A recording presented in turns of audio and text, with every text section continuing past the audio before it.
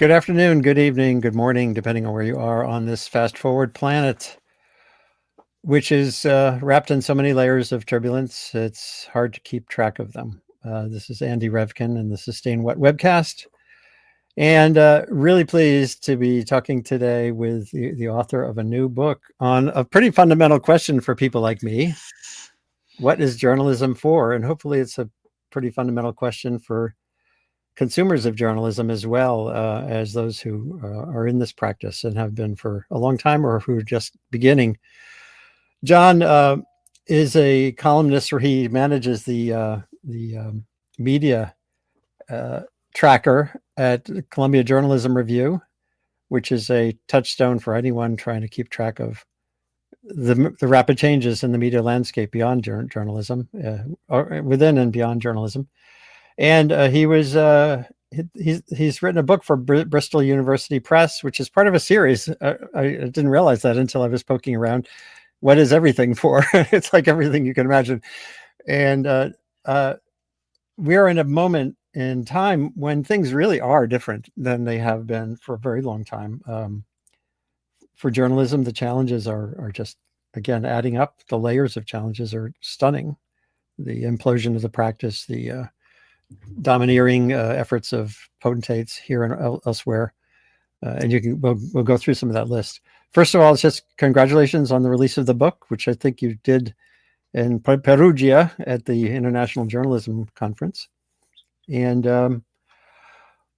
I'm sure everyone asks you right off the bat, what is journalism for? I've been, I'm reading the book. I'm not all the way through, but I've scanned it pretty thoroughly. And that kind of is a good starting point. And then we'll get into some of the details. And also joining us today will be Karen Bordelot, who's the executive editor of a local journalism operation in New Bedford, Massachusetts, that is demonstrating pretty powerfully in one particular dimension what journalism is for. So good to have you here, Jon. Yeah, thank you so much for having me. And thank you for noting that this is a series of books from Bristol University Press asking this impossibly broad question of all sorts of different societal institutions and things, because I sort of feel like people must think I'm insane or kind of grandiose or both to have taken on answering such a massive kind of existential question for journalism. But no, it is part of a series where these questions are kind of getting asked more broadly, and I was asked to write the journalism edition. So definitely insane and grandiose for taking it on, but maybe a bit less so than if it had been my idea. And yeah, it's funny actually, because I interviewed a bunch of different journalists for the book from the US, the UK, and Myanmar. And I would always ask, or usually ask straight up front, what is journalism for, as the kind of first question before, drilling into whatever aspect of it I wanted to discuss with that particular person. The idea being, not that they would give me a fully formed, kind of beautifully framed answer, although a couple did, amazingly, just sort of off the cuff. But I just sort of wanted to see where people's brains went, because it is such a broad question. And I want to be clear that I don't think there is one answer to it. Obviously, the book is my answer, right? But it is subjective, and it's it's ever changing. I'm sure if I'd written this book 5 years ago, it would be very different to how it is now, and in 5 years' time, maybe it would be completely different. But what I tried to do essentially is sort of two things. I think I tried to boil the question down to like three pillars that are, I guess, in my opinion, the essence of what journalism is for, and that is, one, to show good judgment, or to exercise judgment as to what is true in the world around us. Now, I think this might sound like a cop-out, and in some ways it kind of is, but I think it was Jay Rosen who once wrote that judgment is inevitable in journalism. It just sort of is there, and it's completely unavoidable. And I think also it's something that you can,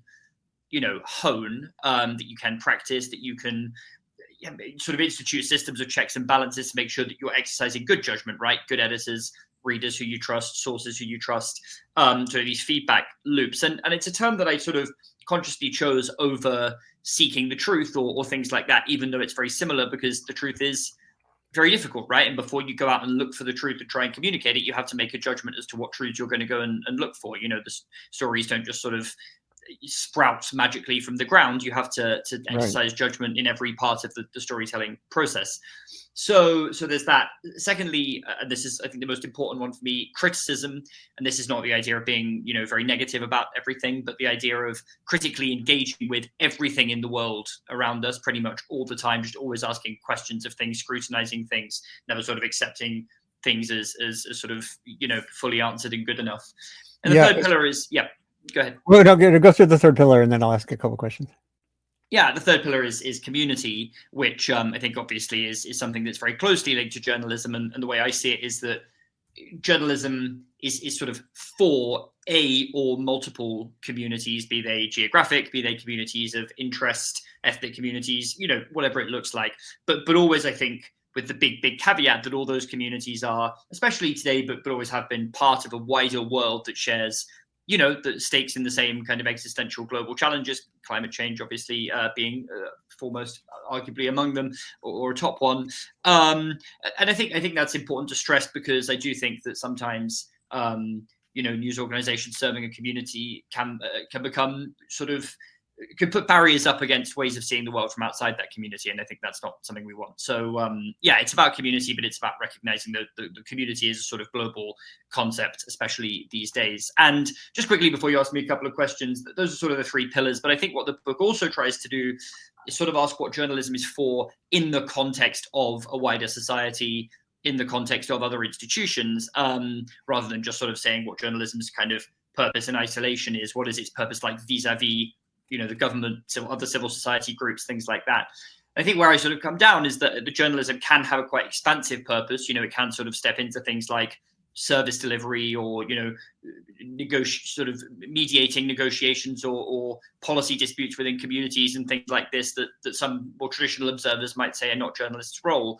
But I think where I come down is these things are compatible with journalism, and if you want to do them as a journalist, that's great, but they are probably not part of journalism's core purpose. And so, I think it's sort of a message to say that the journalists, and I think hopefully this is an important message at this time of sort of institutional degradation, can't do everything themselves, right? We're not a profession that can save the world, and that's probably not our sort of foremost role. The world needs us to do the things that I just mentioned consistently and well, and those are actually really hard and contentious and, difficult. That's sort of the short issue.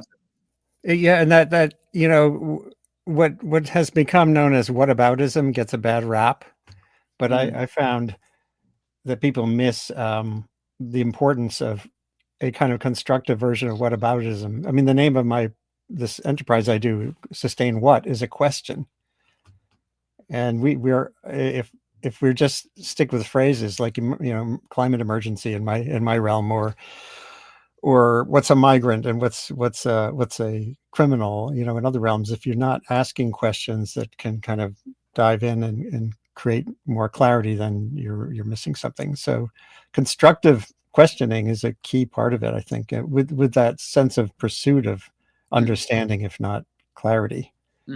And I think it's a good time to bring in Karen Bordelot, because this is unfolding in real time for her and in many communities around the country, and places around the world for that matter. Your book is international, and from Myanmar to the UK to the United States, etc. Karen, you're the executive editor of a brave and effective startup, the New Bedford Light, and you've just been shining light on this critical issue of what's happening under the Trump administration, with sort of pretty brutal examples of using extraordinary and sometimes violent means to bring people into custody, whether or not they're being illegally arrested. And lawyer, federal agents detain. Oh, sorry, that's the wrong. I wanted to click on the video. Just the last couple of days, your newsroom has been on top of this story.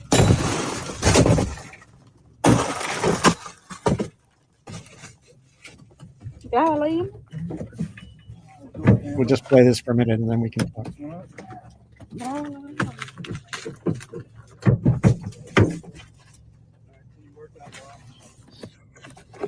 I can't reach it. It's up by her. Here you go. So I'm going to silence it so we can talk a little bit. Explain what New Bedford Light is, how long it's been around, and you came to it through a long journey that started the Providence Journal, went to Arizona, I believe, and then came back to New England. So just explain that basic, and then we'll get to this particular story, which to me exemplifies one of the dimensions of what journalism is for. Yeah, thanks. Thanks for having me on. Congratulations on your book, Jon. I can't wait to read it. It sounds exciting. I'm just going to underscore before I get into this what Jon has been saying about the purpose of journalism. I think one of the things I really want to mention here is that I get all sorts of hives when somebody calls me the media. I don't respond to it. I think that journalism is a completely different part of the media. So I look at the media as this umbrella and journalism as a spoke to that. And it's very different from other kinds of media, so social, record, like music, all of that is media, but we are very different. And one of the things that we're different about is this sort of pursuit of facts, using data to support our stories, using public records to support our stories, and also holding people who are powerful accountable, particularly when it comes to, the government and the use of public money for whatever. So that's kind of what we do. This particular story sort of unfolded in the last 36 hours or so. And this is the wonderful thing about the New Bedford Light. So the New Bedford Light has a very good reputation here. We've been here for 4 years. Started as this very tiny nonprofit, sort of burgeoning. We have a wonderful CEO who's fiscally responsible. We have a lot of donors who support us, and that's really how we operate. We don't take advertising, and our content is free, so that people can see it. We have a great little staff who's just terrific, and one of them is a Columbia journalism graduate, Colin Hogan. So anyway, this is who we are. One of the things about the New Bedford Light that's different is that we go deep, meaning we go vertical in a story and not horizontal. And I think a lot of news organizations now are just trying to go horizontal and just, kind of writing off of press releases because there's not a lot of people in newsrooms anymore. We use our reporters differently. We use our reporters to specifically to deal with and to report on very specific topics like offshore wind, which is complicated, but our reporters fabulous on that. And housing and the fishery industry and all of these things. But our big topic this year has been immigration. We did a big project on it early on. One of the things that you will see here is our reporter, Geraldo, is from Chile. He speaks Spanish fluently, and people trust him in the community. And that is probably the most important thing about local journalism, is to have people who work in journalism, live in the community, and understand it. And he is one of those people who do. So he was able to get this because he's really connected to the people in the immigration community, and they trusted him. And that's how this started. So we worked with him, we edited, wrote it and rewrote it and published it, not last night, the night before. And it's taken off. And this isn't the first one. I mean, we've had many other detainment stories. One of them a couple of weeks ago, another reporter who speaks fluent Spanish and Portuguese, who's really involved in New Bedford and also trusted. He got a tip, and it was federal agents battering a door down with 2 14-year-olds getting ready for school. Right. And this, it's really something. It's pretty traumatic for everybody in the community. I can tell you, it's very stressful emotionally, I think, for our own reporters. But we got to do what we got to do. And showing this kind of thing, people should know this guy doesn't have a criminal record, at least in Massachusetts, which is where we were able to find. He's a young 29-year-old little kid trying to do the right thing. He's going through the process of getting his documentation in order, and this happens to people like that. So we needed to show it. Right. So, Jon, I'd love to have you weigh in on this. You were looking at this issue of Well, you mentioned community. As a community, what's interesting to me is a community in the 19th century was your audience, and you still had your newspaper, even most of the 20th century. So you were doing stuff for the community, and then they would write 3 letters to the editor. And now community is part of the process. So just weigh in on that as it kind of relates to your book themes. Yeah, well, funny that you should mention both New Bedford and the 19th century, because I feel like I've come dressed as a Massachusetts fisherman from the from Moby Dick or something. You're doing a good job. Looks good. I completely by accident. Yeah, so I think what you say is absolutely right, and obviously, the way journalism sort of intersects with community has changed over time. And I really try and be quite critical about this idea in that chapter in the book. I think the idea that journalism serves a or many communities is still true, but I also think it can kind of become a cliche or a truism, or, we're here to serve the community and how do we do that better? And that's great, but I think there are some things that need to be sort of thought through about it.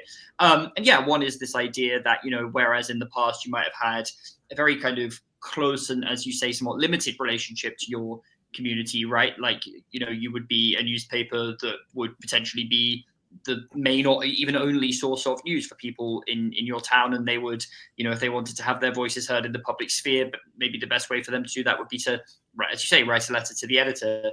Now, obviously, that's not completely the case anymore. We have, a profusion Right. of voices. And I think that brings challenges, obviously, but I also think it can bring opportunities as well. The fact that I can go online and within 5 minutes find out what's going on in, New Bedford, Massachusetts, for example, and I can see that video of something that is like so visceral and important. I mean, obviously, in 1890 or even 1990, I would not have been able to do that in anything like the same way. So you do actually have access to information about things that are going on in other communities. And I think that's really important because, as I say in the book, it's really, really important that community news does serve a community. It is rooted in that community, but doesn't sort of draw up or accidentally reinforce boundaries between communities. And that can sound kind of abstract, but, in Myanmar, for instance, which I write about quite a lot in the book, Right. there were lots and lots of allegations that otherwise good kind of independent news organizations were during the Rohingya crisis. If you guys remember that in the sort of late 2010s, I mean, that sort of iteration of what's been a longer term crisis, were just actually in terms of the very basic building blocks of the language they were using, sort of othering Rohingya people, refusing to actually use that word to describe them, using language that sort of described them as outsiders, really sort of reflecting the very ingrained sort of prejudices of their readers, or even people in the newsroom kind of back at them. And these Right. were news organizations which in many cases were doing otherwise good journalism, and have rightly been held up then and since as sort of examples of a kind of flowering independent media. So that notion of community can become difficult. And I think that actually, again, there are challenges in this world where there's so much noise. How do you reach people? How do you make sure that your community is seeing information that's important to them? But I also think that, this kind of globalization of information, reinforces the idea that, again, this is kind of a global community that we're all in. Communities exist within bigger communities that all overlap. And I actually think the story that that Karen's organization has done and that you were just talking about is a great example of that, right? That's a story that is about both a national and an international policy issue that involves other countries, but that plays out on the ground somewhere. And I think for me that sort of models what the kind of relationship between journalism and community should be about. There has to be a sense of place, a sense of who you're primarily writing for, but also a sense that it's part of a bigger patchwork, and that in this information age you can get that out to people. I sort of happen to think, and maybe we'll come on to this, that the much bigger problem is actually kind of on the supply side, and how do we pay for this type of information at scale rather than necessarily the demand side so much. I think there is a demand for it. So and I think when you can sort of again get that type of information out beyond your community, it can be really powerful, even if me sitting in London is not the sort of primary audience for it. It's still an audience for it. I still need to know about it in some ways. And I think it's a powerful example.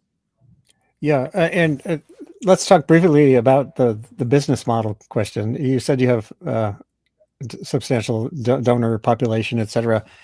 And one thing I worry about always is how to make sure this possibility exists in communities that need it the most. And New Bedford, as you said to me this morning, I think it's 40% immigrant population or people who speak a different language, maybe primarily, and you have which is a reason to tune your journalism to their interests, and to have a It reporter absolutely speak is, the language. and not just to tune the journalism in there, but to make sure that the journalists represent that area. And so Right.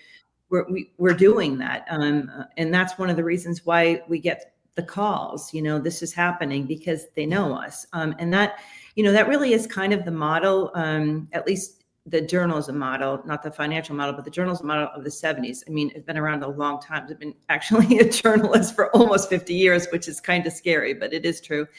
And so that sort of, when you're in the community, and all of our reporters live in the community, when you're in the community, they know where to find you. I mean, you can't escape them. You're trying to buy bananas, at the market basket, and somebody is pointing to you and saying, hey, you know what I don't like about what you guys just did, or you know what I like?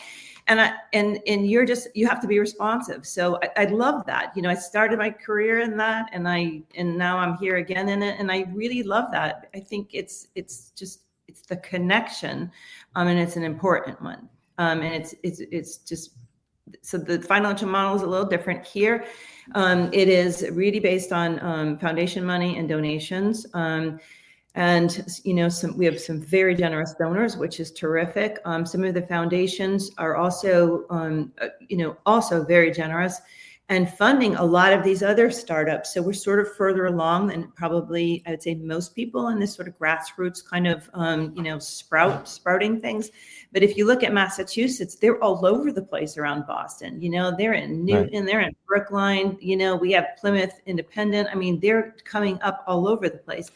And so, we'll see, we're early in the game here, but it is a light that we haven't seen in journalism in a long time, because it's been on the decline. And now we're just starting to see seedlings, and I love it. And I'm really hoping that we can make it work. So Jon, talk a little bit about the themes that cut across the reporting you did and the inquiry you did through the different countries, Myanmar, UK, and the US. And then we're going to get into the countercurrents, the things that are making this all really hard. That what is journalism for may lose meaning if journalism kind of goes away, and we end up in this morass of, as Karen said, just media where you can't discriminate what's quality or not. I know you mentioned, obviously there's pressures on journalism that are pretty similar everywhere. The book came out before or you turned it in before Trump, the second coming of Trump. But those themes are already pretty clear even in the first administration. So what comes across in the list of things that make journalism flourish and then that don't? Yeah, I think I should stress that it's not a sort of like academically rigorous cross-country kind of comparative politics or whatever type book. It is an academic publisher, but it's a commercial book. So it's not like I'm saying here are things that make journalism in Myanmar different to journalism in the US, and it's kind of schematized. It's not really like that at all. For me, what was important was, I am a British person from the UK who did journalism school in the US and still write for US media. So I've sort of been steeped even in those two journalistic cultures. And it was important for me writing this book, because I think you do see a lot of work along these lines become quite particularly US centric, but very Western centric, to sort of have a counterexample in there that, again, was not to say this is representative of the world beyond the West or the rest of the world or whatever, in kind of essentialist terms, but to say there is a world beyond that, and here's kind of what's going on there. And I chose Myanmar because I'd written about it a little bit before, but it's actually just an incredibly fascinating country from a press freedom and press perspective. I mean, they actually have an extremely kind of long-standing and rigorous indigenous culture of press freedom, actually dating back to the sort of early and early sort of British colonial period in the 1800s, that then was sort of crushed after the war because there was this long period of military rule, and then there was this sort of hopeful transition towards democracy in the 2010s that was far from perfect, but did see a flowering of independent media compared to what there was before. And then in 2021 there was this terrible military coup. Loads of media sort of had to either go into exile or journalists, quite a lot of journalists quit journalism, but many carried on, and then many new people sort of sprung up as citizen journalists. And there is some amazing work being done by those outlets and by journalists under just incredibly difficult conditions. Definitely one of the worst countries on earth for press freedom, makes what's happening in the US look quaint, frankly. Just a sort of completely maximalist censorship situation. And I think what I found, one thing I was interested in was, is there going to be a different sort of journalistic culture there? Is there a different answer to the question of what journalism is for there to what you see maybe in the US or the UK, beyond this kind of idea of people in the US can't even agree on the answer to it, right? People in the UK can't, so It's not, I didn't expect to find a sort of monolithic answer, but are there other things that come up? And, I think I should be honest about, the shortcomings of this. I'm not an expert on that country. I don't speak any sort of native languages. And I'm sure that, I spoke to a good number of journalists from there, but they were all people who spoke English and who I think would be the sort of people who probably have put me in touch with each other. Within that, I did try to speak to a range of people, but, these people, I think, who are very exposed to sort of Western journalistic culture, however you want to define that. Very, very often they are people who are deeply engaged in kind of trying to get grants from Western donor governments and sort of big donor organizations, which have obviously, hew quite closely to what might be a sort of traditional US philosophy of what journalism is. And so, I don't claim this, again, this is kind of a scientifically rigorous sample, but I think what you see come across is that there are, some very sharp questions posed by the conditions they're working under around, what is an appropriate amount to sort of be activist against this government that is just a military dictatorship. And then on the flip side of that, do you sort of become closer to the many sort of armed organizations that are fighting back against that government? Essentially, you sort of share a goal, which is a restoration of democracy that allows for press freedom. But obviously, these are political actors. In some cases, they might be committing abuses of their own, or at least not transparent. They're political actors at the end of the day.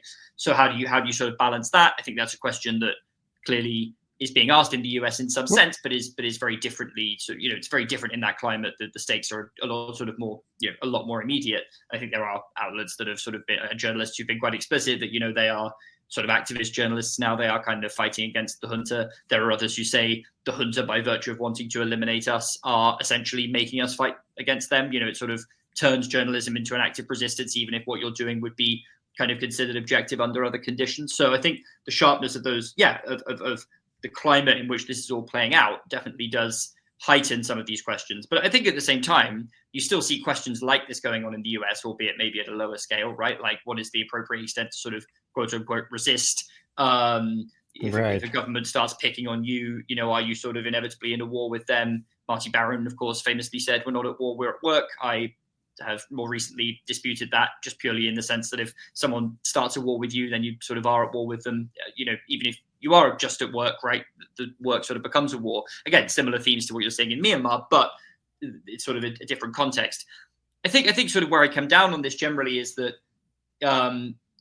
broadly speaking, I heard the same sorts of answers from people in Myanmar as in the US and the UK, with, again, these local variations for context, but people very much sort of saw journalism as about telling the truth, getting the truth out to communities, holding power to account, scrutiny, those sorts of things. And I sort of back this up, and I think you just had it on screen, with some information from the Worlds of Journalism survey, which is this big, as the title implies, survey of the world of journalism, asking journalists all over the world how they sort of conceive of their roles. And I think it's quite a textured, thing where in some countries in the developing world, maybe sort of economic development might be seen as more of a raison d'etre for the press than democracy, but equally those things are not mutually exclusive. And I think you had this quote up, but there is sort of a sense that, journalists all over the world, to varying degrees, do see holding power to account, having a kind of, having that kind of function within society, telling the truth as being just like completely integral to what they do. So I think there is a sort of broad global definition, but obviously there's a ton of like messiness and complexity within that I try and get into a little bit in the book, but it is obviously quite a short book and a very big world, so it's tough, in the section on Myanmar, you also talk about social media, the how that became a prime driver of some horrific problems, and it gets to this issue of this, what is journalism for? The importance of somehow conveying to people in ways that they can ingest and act on, and then ultimately, for example, to support journalism.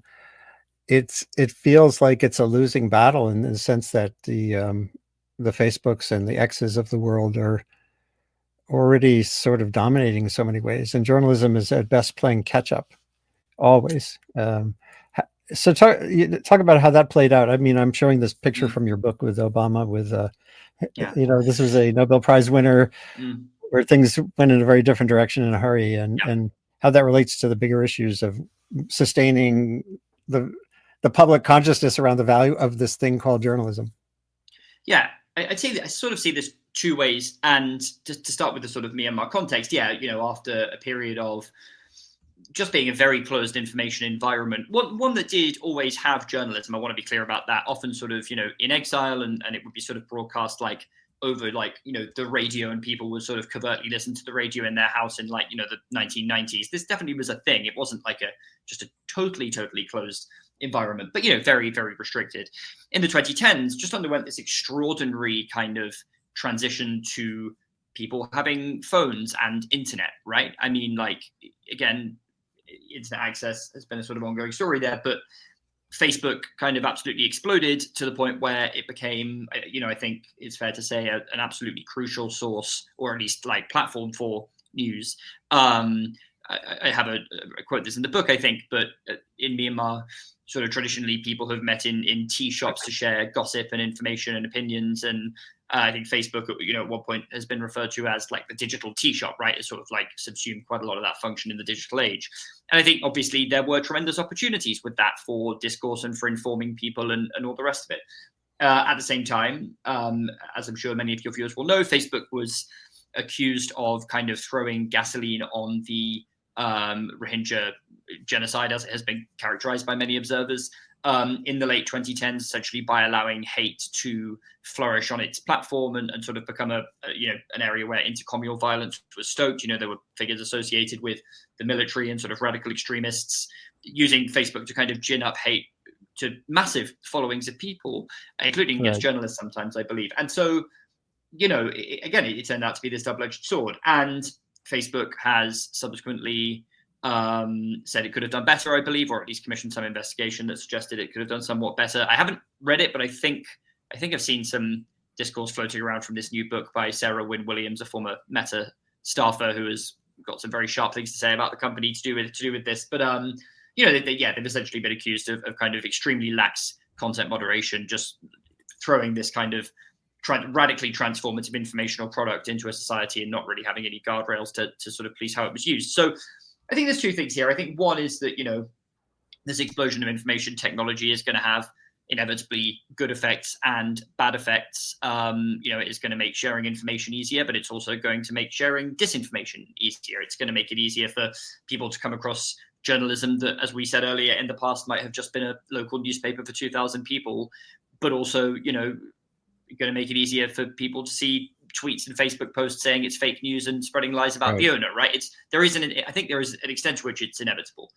There's then the secondary question, though, of like the actual digital architecture that we have, which is, of course, so dominated, and this is obviously a big story this week with the FTC trial and Meta, so dominated by these big platforms that are, not totally unaccountable, but essentially unaccountable, I think, that are driven often by the sort of whims of one or a very small group of people whose algorithms are totally opaque, and who, as we saw very tragically in the context of Myanmar, while I think it would be unfair to say it was their fault that this happened, the sort of wider violence, clearly it's a lot more complicated than that.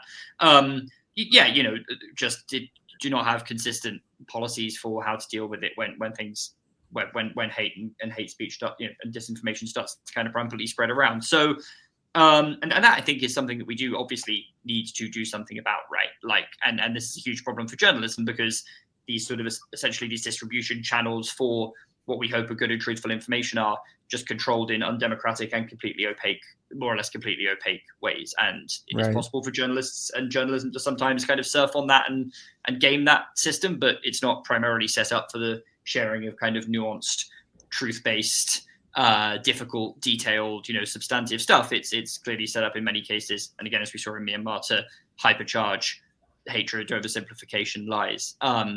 So yeah, it is, I think, a messy space that is always going to have downsides and upsides. But yeah, the way it actually is kind of constructed globally is very bad, and something, that it would be nice to do something about. And Karen's back in the conversation here too. And now one thing you mentioned earlier, and thinking about community and journalism and serving communities, including specialties, one of the challenges now is that in the media environment, we all used to consume some information communally, like the nightly news, Walter Cronkite going, "That's the way it is," back in 1982, the last time he did his broadcast. I grew up with that. Karen grew up with that for sure. And now it's just this big, so instead of that comfort food we have this buffet of whatever you want. And there, Fox is serving a community and doing pretty well at it, but it's a community, and the service of the community is creating a sort of hyper divisions. I don't know if that plays out, Karen, in your arena, in New Bedford. Is there, how does that? Well, I kind of want to speak to that sort of on the national level. I did look at some of your points that you were making about the threats to journalism, and I've given those same speeches myself.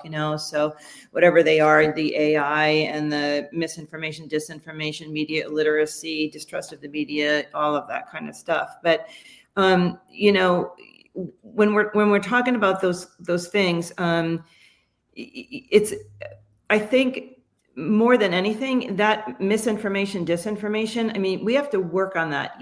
And for so long, for decades, and Andy probably will agree with us, the journalists, the newspapers, we were sort of in our own little, bubble, and, we did what we did, and we disseminated the morning paper, and we didn't really explain to people how we do it, how hard it is to actually do investigative reporting, how many resources it takes. We didn't tell them anything. And so I think that's a job that we have to do now. It's kind of like, we're really late to our own game, explaining this stuff, so that, somebody who just takes a tweet and just throws any information out there is so not us. It's so different from what else is out there. And I don't think we've done a very good job of it. I think that's one of the biggest problems that we have in journalism, is not being able to, or not having had to explain ourselves before. And the next one is exactly what you guys were talking about, with this sort of division, especially on the, and I'm going to say lowercase, cable news networks, really since the early 80s, let's just face it, these are 24/7 cycles. They have to feed the beast, and it doesn't matter to me whether it's MSNBC or Fox or CNN or any of them. They're feeding the beast. And one of the things that you're seeing when you watch these things is a lot of opinion on there, and it's mixed with news. And how do you expect the average person who doesn't have a journalism degree, who can't differentiate, think that it's anything but news, right? So even when you interview people, that lower third, it might be up there for 10 seconds, and it tells you that this guy's, the executive director of a conservative think tank, or the executive director of a liberal think tank. And then it goes away, and you think the average person, whatever they're hearing, they just think that that's real, that's factual, but it isn't. And that's, I think, one of our biggest problems. That has really happened over the last 40 years. And we haven't done much about it. We haven't explained that to people. So I think those are the things that I see. And I think in my world now, and at the New Bedford Light, we don't play any of those games. We are really reporting on these very specific topics, and we're going very deep on them. And we get a lot of great feedback on those. If we didn't have you, we wouldn't know, what was going on. And that's the biggest compliment that does say. Yeah. John, that feels like that sort of answers that question. I mean, it kind of excites me to think that people start to understand the value of journalism when they feel that value. That's expressed through your book for sure. And you also get into the history of these different kinds of journalism. There's so many things under that bundle: opinion, crusading, yellow, muckraking, and there is no general way to. It's important to understand what's in people's heads when they look at this, and the decline in journalism trust, which is pretty well documented. Although at the local news level, not so much. Well, there you go. Right. You know, it really, if you look at the last numbers I saw, maybe were a year or two ago, but they're still probably true. The Pew, I look at Pew numbers sometimes when I'm doing a speech or whatever, but the last ones I saw were people who were over 30 years and older. 70% of them still had trust, you know, a lot of trust in their local news outlets, which is great. I mean, wish it was 100%, but it's 70 I'll take. And it was the national news that kind of had like lower numbers. They were in the 50 percentile. The bad news, that was the good news. The bad news is that young people under the age of 30, they think they just sort of look at it all together. So they don't know how to differentiate necessarily between, like, you know, vetted journalism and what's on social media. They look at it all the same. So so that's the problem that we have to solve. So, Jon, I know your book is academic press. It's a short book. It is definitely for the average reader, though. And do you have much hope that this kind of understanding of journalism can extend beyond the little bubble of people like us, and maybe a few layers beyond? Please say yes, Jon. Please say yes. Yeah, no, I do. No, I do. I really do. I was going to say, I have sort of, I think, slightly different and quite complicated views about some of this stuff, which is definitely not to say that I am, you know, right about it. I think I just sort of come from, you know, my sort of journalism, and this book in particular is quite philosophical. It's very sort of like, you know, from 50,000 feet, and totally, you know, defer to Karen in all things sort of, you know, serving a community and local. And I think everything she's saying is definitely true.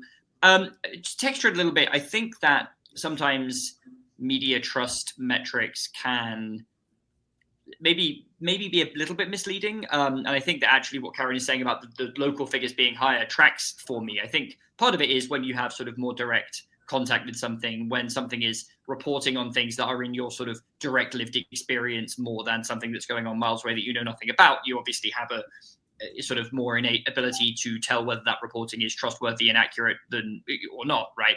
And I definitely sympathize with this idea that at the national level, there's a lot of division peddlers and people sort of trying to juice an audience for outrage. I mean, I think all of this is clearly true.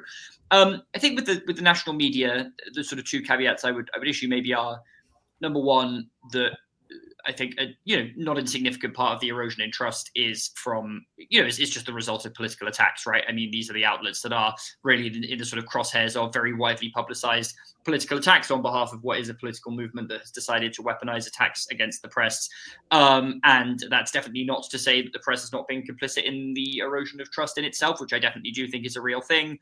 I think that Trump and his ilk are kind of cottoning on to something there that already exists, but they have, I think, massively amplified it and made the problem much worse. I also think that when sometimes in these surveys, when you ask people, do you trust the media?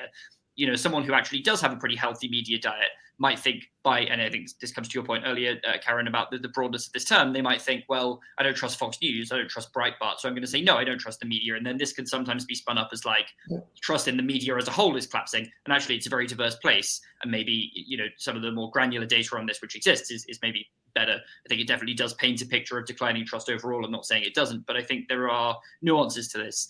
And that sort of brings me on to my second point here, which is, that I definitely think it's very, very important. And I think briefly in the book, I think we really need sort of better media literacy teaching in schools and for young people around this kind of thing, that people can kind of become critical news consumers, that they can see when information has just been made up or has been, rigorously reported. And as Karen says, I think news organizations are starting to, but could still do more to sort of be, I think, radically transparent and open about the way they do things.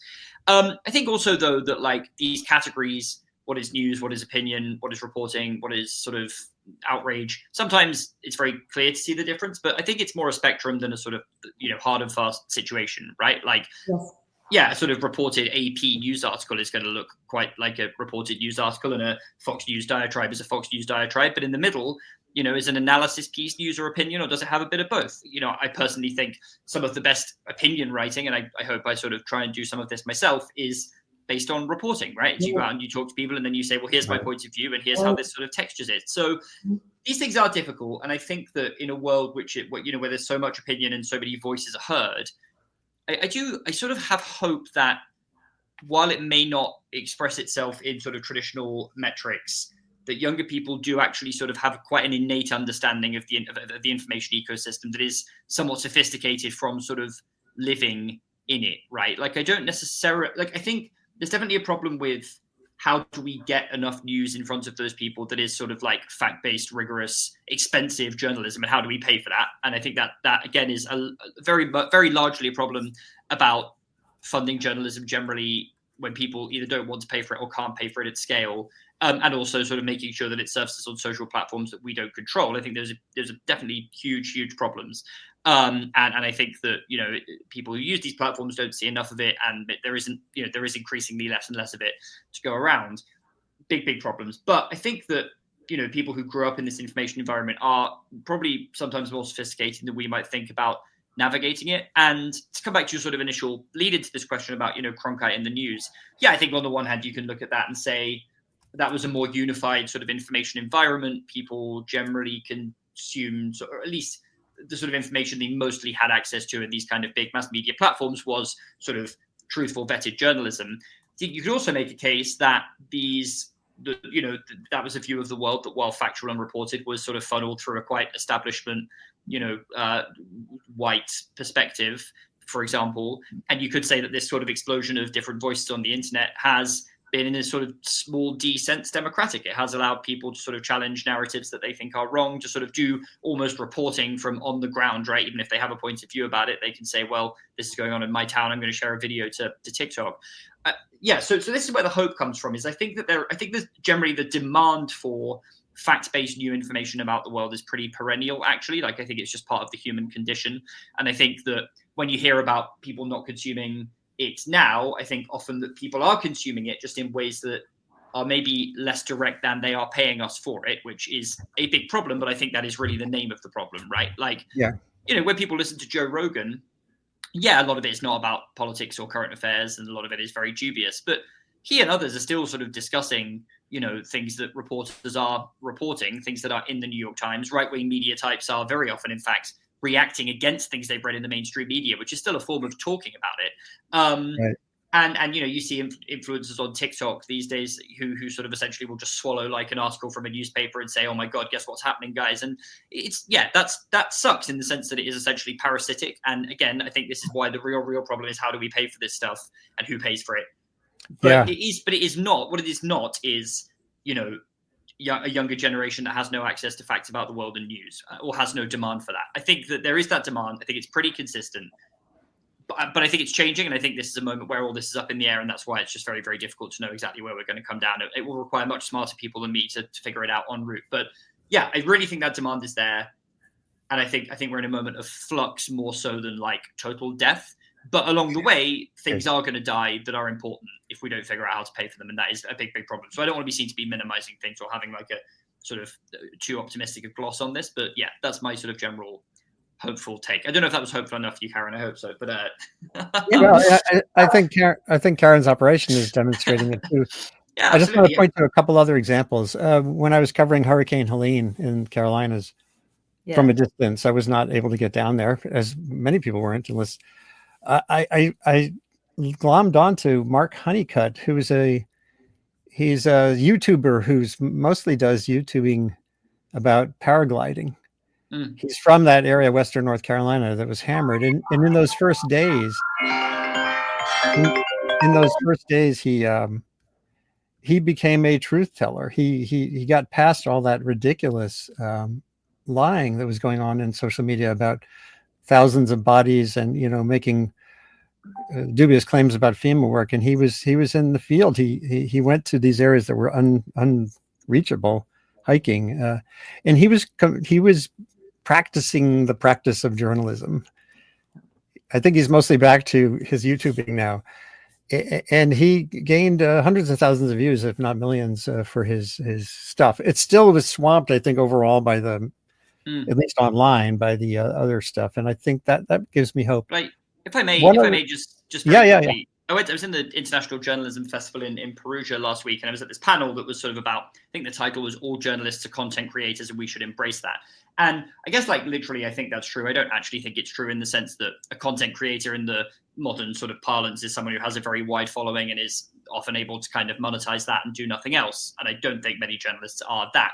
But, this panel had some who are, who have millions of subscribers on YouTube, or who are trying to kind of work out a business model for this. And I think that's where the challenge is, right? It's like, how do you scale this? Not everyone who works even at the New York Times could jump over to social media and become like an individual sort of star reporter who makes enough money from that to make that work. And that's like the New York Times. I'm sure, Karen's organization, which serves a much smaller audience just by dint of, being a local outlet, your reporters could not sustain all becoming these kind of lone wolf people who all have, even 5,000 or 6,000 Substack subscribers and who are all paying, right? So what this sort of panel was about is, how do you scale that? And what I thought was so interesting is there was this YouTuber there called Johnny Harris, who is really popular. And he was sort of talking about how he was at Vox, and then he kind of started out independently, and he was just making videos, and it's journalism, but he likes making videos. And over time, he sort of hired researchers and producers. And he was sort of saying, and someone asked basically, like, doesn't this just mean you have a media company? He was like, yeah. Someone I spoke to the other day was like, you're describing your business and you're describing a media company. You've started a media company. And he was like, I never thought of it in those terms. But yeah, I guess that's what I have done. And so this is the thing, right? It's like the point of having sort of organized professional newsrooms is it's a way of scaling the production of this information. I think that is like a very, very large part of the challenge. Not that it sort of doesn't exist or there isn't a demand for it. It's just sort of working out how to like organize that and have an infrastructure behind it in an information ecosystem that is kind of individualized and fragmented. And that, I think that is really tough. Karen, I'd love you to weigh in on this one more time, but there's one other example I want to show, which is an international journalism project that's been underway for almost 20 years called Global Press, based in DC. But all the journalists are women, and they're all from Rwanda or from Pakistan or from the countries they're covering, sort of like what you were describing in New Bedford. And they have a business model that's being sustained. It's still supported by donations. Their work is published in various languages, including their languages in where they are located. They have a great practice of how to use language and not avoid and to avoid misusing a word like refugee and the like. And I did a conversation with them when USAID was being shut down by Doge. I did a conversation with their reporters who are on the ground in Uganda, in this case, doing the work and finding some way to have a networked support system for distributed local reporting feels to me like it would be a smart thing to do. There is Report for America here, which I think is done. We've actually had a Report for America, a reporter. In fact, Report for America, the beginning of that is a New England person. I mean, who started it. And, interesting. He now owns and publishes the Martha's Vineyard Times. And his son, because we're all the same family. His son worked for us until October, when he went off to write a book on the fishing industry. So, this organization here, one of the founders of this organization is a very good donor to us. So it's all part of the same family, but yeah. So there is a possibility of that. I think Report for America is an example. I did a conversation here a few years ago with them, I think when the pandemic was raging. It sounds like there's a lot of promising possibilities. I want to show you one more slide that I think I glossed through too quickly earlier. It's a little depressing, but it does show you. This answers one of the questions one of you brought up earlier about conveying the value of journalism. Mike Baker, who's a New York Times reporter, had posted this tweet that now there are 41,550 journalists in America and 280,000 public relations people. That was this year. And it got me Googling around to find the supporting data. And a guy who used to be at one of the big PR houses, Rubenstein, et cetera. 1 to 7 or something like that. He did this 2024 essay on LinkedIn where he's like saying, we need journalism, and he's a PR guy. He says, given more layoffs, fake news, and misinformation will more easily find new homes. Propaganda of a sort will prevail. The PR business will serve more than ever as a shadow media, acting as a puppeteer, a Wizard of Oz masterminding public perception, secretly behind a curtain to win hearts and minds. And it's kind of devastating. It's a vital read. It's on the post I did about our show today. And but again, I'll weigh in on this one because I have also worked in public relations for a couple of years. So I understand that side of the coin a little bit more. And yeah, of course, there are all of these, you can point to any profession, doesn't matter if it's priest or police, there's always going to be, the bad one. Okay. But you know what? Public relations is not necessarily bad. I just think that people need to understand there's a difference, that they have a perspective. They're giving you information through a prism. They're trying to make their president or whomever, look better than maybe they even are. But I understand that, I think journalism, I'm not worried about us not being able to figure that out or whatever. It's sort of okay, great. You got your perspective. Just let us know what it is, and, we'll link to your full quote or whatever it is, but it doesn't impact our reporting. We just understand the prism that they're operating through. And I think everybody should be able to, to know that there's a difference. So I'm not worried about that, but I do want to bring up one thing. I think that this goes back to what Jon was saying earlier about, this is particular to President Trump, but it's not like he's the only president to ever have done this, although he is definitely the one on steroids doing it. This, I think your readers would like, or your.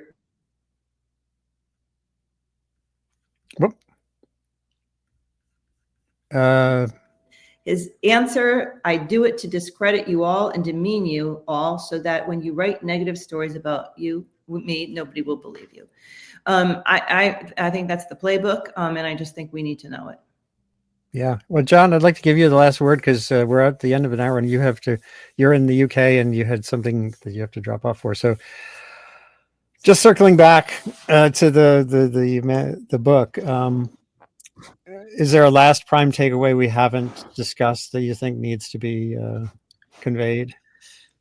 No, I don't know if I think we've sort of discussed it in great detail. I'm very thankful to you and also to Karen for discussing it with me in such smart terms this evening in my time.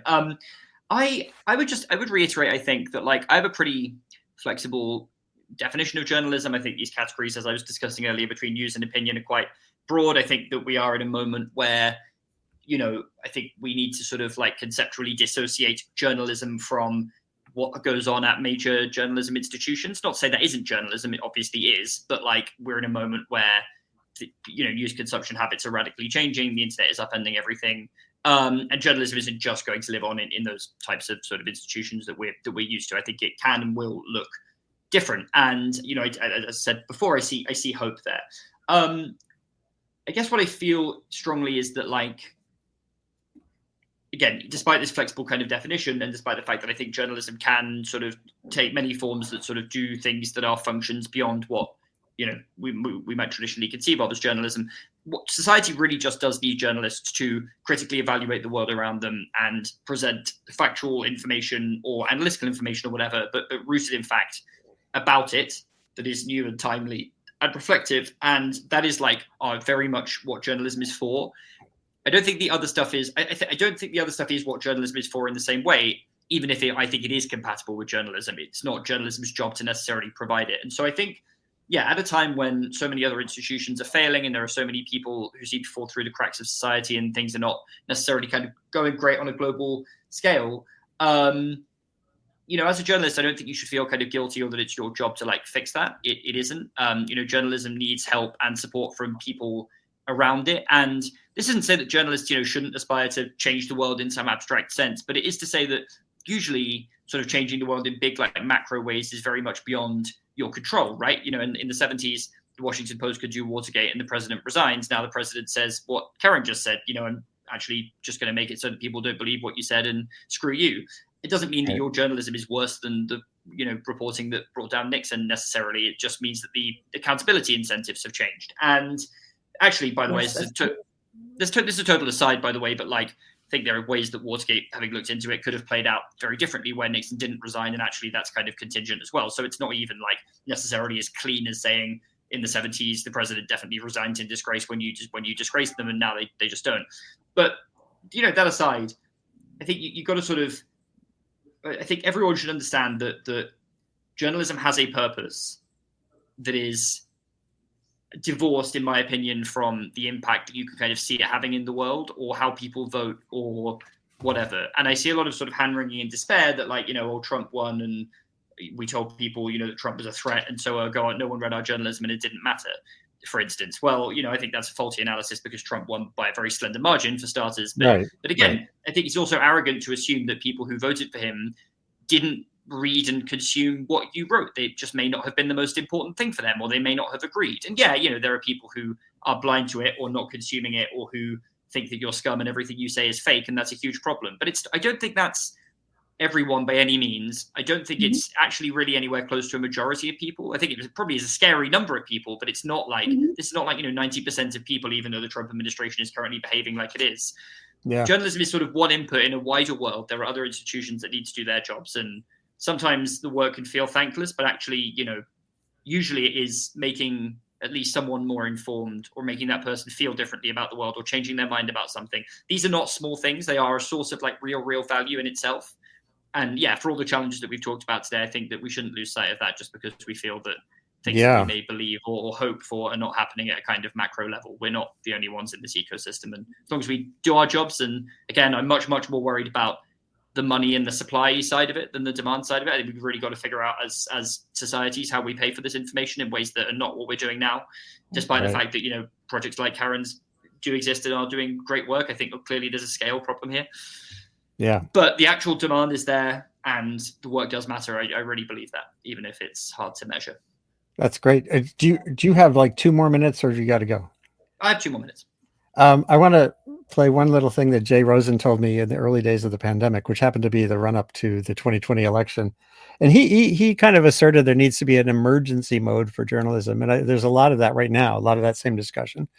But I seem to think that what Karen is doing is the best sort of answer to that question. But here's what Jay said. And I think we're facing the biggest propaganda moment in modern U.S. history from 5 years now until November, because there's so much out there in the public record that only by preventing Americans from understanding what happened from December to March can he possibly win the election. And I don't think the profession of journalism or the media system as a whole is in any way prepared for that. And I think, looking at where we're at now with the second term, it feels that discussion is happening. He was calling for so many changes that haven't really happened. We still are stuck in a he said, she said political framing around the things. Is there an emergency mode for journalism? And what does it look like to you two? We'll just go with Karen quickly and then close out with Jon one more time. I think we're in a pretty critical place. I just think that there are solutions to that, and I think some of the solutions is to better inform people about what journalism is and what it isn't. I think that's number one. But I also think that, we're just going to keep doing our jobs, just going to keep providing you with information that has context to it. That's what we do. And it may not, at least in New Bedford, have an impact on a macro level, meaning international, but it certainly has an impact on a micro level. And Jon? Yeah, I think I very often agree with Jay, and I'm sure I would have done around the time that he was saying this, and probably last year as well in some respects. And I think that I've written very often about Trump coverage, probably more so than anything else. And I think there are certainly a lot of things I could and would say about sort of proportionality and urgency, and also just sort of basic framing and language choices around him, where it can feel like there's this sort of desperation to treat him like any other politician, certainly in the context of like elections where it's him against someone else, where you can make that kind of direct comparison when he is very different. And I don't personally think it really betrays any bias to say that. He just is. I think that words that can sound very sort of negative and opinionated, apply to him factually because he sort of incarnates those qualities. I also think to some extent we're past that now, right? I think he is in, and the things that people like me warned about are happening or are going to happen. And so it's like emergency mode in the sense that I think all news organizations at every level should be thinking very, very carefully, how do we defend our people and how do we defend our work against this kind of barrage of threats that we are starting to see come? And I don't think we're seeing the worst of it yet, sadly. But at the same time, in terms of like how that manifests in coverage, I don't necessarily think that like it's sustainable to have a 5-alarm fire for 5 years. I think that the best thing to do is just to report as accurately and truthfully as you can, and to not shy away from language that seems difficult or divisive if you think it is the truth. And that goes back to my point in my book about judging the truth. I don't think it's about having like, Anderson Cooper screaming on CNN and sort of trying to say, this is so important, why won't you listen? I think we're past that stage. Although I do sometimes think that, I think that proportionality and comparative urgency still matters, don't get me wrong. And it drives me crazy when I see coverage of like who's up and down in the 2028 presidential sweepstakes, taking really any oxygen at the moment, given how far away that is. But I think it's more about actually just doing the work that is factual and trying to get it in front of people. And this story, which we were discussing from the New Bedford Light, is an example of that, definitely. And I think there's loads of work like this going on, actually. I think that, I've been sort of asked, how do you sort of see journalism through a media critic's lens in this kind of Trump 2.0 era? And I think a lot of people are very frustrated with a lot of it. And my answer to this is, I think you see a lot of the same mistakes that people have been making the whole time, but I don't think these necessarily reflect like a newfound fear or self-censorship. And actually, I think that if there's a direction of travel, it's more in the direction, I would say, and again, generalization is hard, but like it's probably more in the direction of the sorts of outlets and reporters that I was frustrated with kind of getting it now because it's happening and they're seeing it and it's not hypothetical, right? They can see these sort of very real kind of challenges to the rule of law and civil liberties that are going on. And I think that, people are getting it and doing good work. I now think there is a new problem, which is squishy editors and owners and executives who are either cowardly or greedy or some combination, who are not people I'm going to trust to stand up for their people. But, and again, I'm definitely not saying there's like a clean bill of health across all of this journalism. Like, I'm sure as a media critic, I'd find a lot wrong with it. But generally speaking, I think that like people are doing the work, the reporting is out there, and people are generally speaking getting it, actually. So, and I don't know if we need to sort of enter an emergency mode for that to be the case. I think it's going to be a long 4 years and maybe more, who knows. And there's a huge amount of news to cover. And I think you've got to sort of pace yourselves, allocate your resources, effectively cover the stories you think are the most important in language that tells them plainly and the most honestly, even if that feels difficult. I think that for me is where the challenge is, not sort of some imagined kind of like hair on fire screaming mode is my opinion, basically. Well, thank you both so much for your time. It's precious and there's lots of work to do. And I think that idea of sustained work, iterative, innovative, I noticed that Andrea Pansera, who works with you at New Bedford, mentioned that, this is out on TikTok, et cetera. You're sort of probing different ways to engage different communities. Your website has multiple languages, obviously. Same thing with Global Press, as I mentioned earlier, on the international scale. Publishing in Nepali for Nepalis and English at the same time for the rest of us. So keep at it, keep at the innovation, including with the financial possibilities. You mentioned that. I'd love to find that YouTuber you mentioned, Jon, who was at the journalism conference, who's now got a quote unquote production company, et cetera. That's happened a lot on Substack with people like Matt Nicolaisis. So thanks again. And everyone should look at this book, What is Journalism For? Bristol University Press. It's easy to find. Google your way to it, and definitely look at New Bedford Light, not just for the New Bedford details, but for how it resonates outward as an example of what we can do elsewhere. This is Andy Revkin. Sustain what is my interrogatory approach to navigating the kinds of terrain we see around us every day now. So thanks again, and good luck with everything. Thank you. Thank you. Hold on one second.